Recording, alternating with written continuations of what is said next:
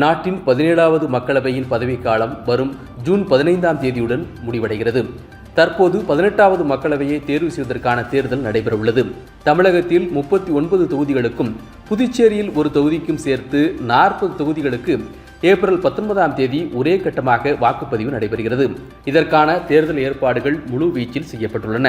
தமிழகத்தில் திமுக அங்கம் வகிக்கும் இந்தியா கூட்டணி, பாஜக தலைமையிலான தேசிய ஜனநாயக கூட்டணி, அதிமுக தலைமையிலான கூட்டணி, நாம் தமிழர் என 4 முனை போட்டி நிலவுகிறது.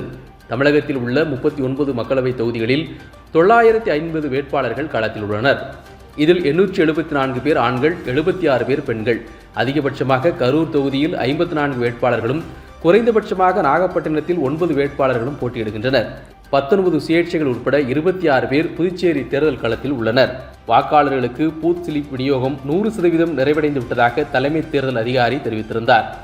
வாக்குப்பதிவுக்காக 1,59,100 மின்னணு வாக்குப்பதிவு இயந்திரங்களும், 82,014 கட்டுப்பாட்டு கருவிகளும், 88,783 விவிபேட் இயந்திரங்களும் அந்தந்த வாக்குச்சாவடிகளுக்கு அனுப்பப்பட்டு தயார் நிலையில் வைக்கப்பட்டுள்ளன.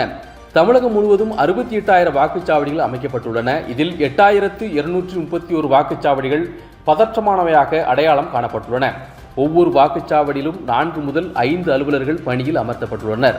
பதற்றமான வாக்குச்சாவடிகளில் காவலர்களுடன் துணை ராணுவ படையினரும் அனுப்பப்பட்டுள்ளனர். மக்களவைத் தேர்தலை ஒட்டி தமிழக தேர்தல் பணியில் 3.32 லட்சம் பணியாளர்கள் ஈடுபட்டுள்ளனர். இதேபோன்று பாதுகாப்பு பணியில் 61,135 காவல்துறையினர் ஈடுபட்டுள்ளனர். தேர்தல் பணியில் பாதுகாப்புக்காக 190 கம்பெனி துணை ராணுவ படையினர் தமிழகத்திற்கு வந்துள்ளனர். இவர்கள் அனைத்து மாவட்டங்களுக்கும் பிரித்து அனுப்பப்பட்டுள்ளனர். தேர்தல் பாதுகாப்பு பணியில் துணை ராணுவ வீரர்களுடன் காவலர்கள், ஓய்வு பெற்ற ராணுவ வீரர்கள், ஊர்காவல் படையினரும் ஈடுபடுகின்றனர்.